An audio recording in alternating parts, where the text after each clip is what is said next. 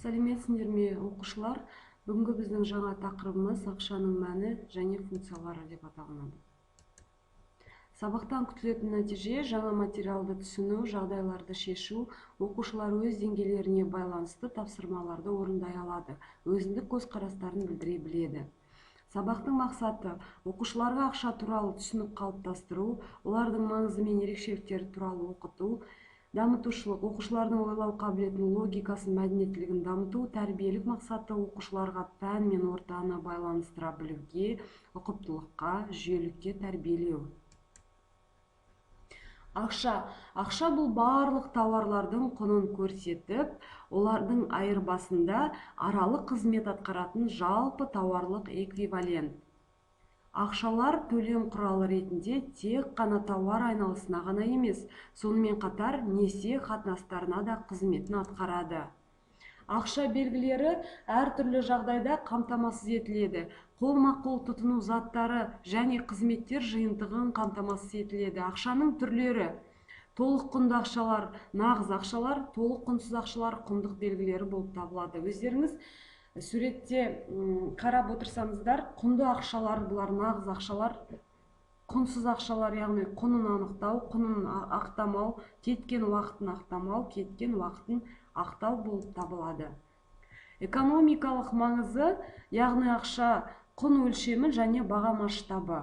Ақша айналыс айырбас құралы, ақша төлем құралы, ақша қорлану және қор жинау құралы болып табылады.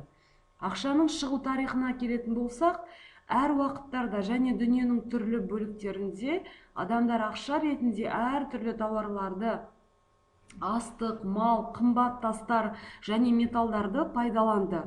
Ұзақ уақыттар бойы ақша есебінде алтын және күміс жүрді. Яғни сіздер суретте тамашалай отырасыздар. Ақша айналысы және оның заңына келетін болсақ, қолма-қол ақшалар айналысы бұл нақты ақшалар қозғалысын білдіреді. Оған банкноталар, монеталар және қағаз ақшалар қызмет етеді. Дамыған елдерде нақты ақшалар айналысының едәуір бөлігін орталық банктерден шығарылған банктік билеттер құрайды. Ақша шығарудың кішкене бөлігі қазыналық билеттерді шығарушы қазынашылықтың үлесіне тиеді. Ақша массасы және ақша базасы. Ақша айналысының негізгі сандық көрсеткіштерінің бәріне ақша массасы мен ақша базасы жатады.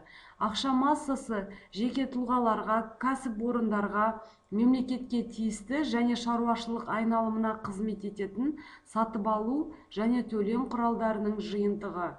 Ақша базасы бұл міндеттемелерге жататын резервтік және бастапқы ақшаларды білдіреді. Ақшаның негізгі 4 функциялары бар. Есептеуіш бірлігі. Объективтік түрде ақша барлық басқа тауарлар құндылықтарының бірыңғай өлшем рөлін атқарады. Ақшаның пайда болуымен барлық тауарлар ақшалай білінуіне ие болады. Екінші, айырбас құралы. Бартер экономикасында мәміле жасау үшін қажеттіліктері бірдей болу керек. Мысалы, алма сататын адам оларды алмұртқа ауыстыра алады, егер алмаға мұқтаж адамды кезіктірсе. Үшінші, құнды сақтау құралы. Адамдар өз байлықтарын әртүрлі активтер түрінде сақтайды. Ақша осындай активтердің бірі болып саналады. Төртінші, төлем құралы. Міндеттемелер мен қарыздар шамасы ақшалай түрде белгіленуі мүмкін. Сондықтан ақша төлем құралы болып келеді.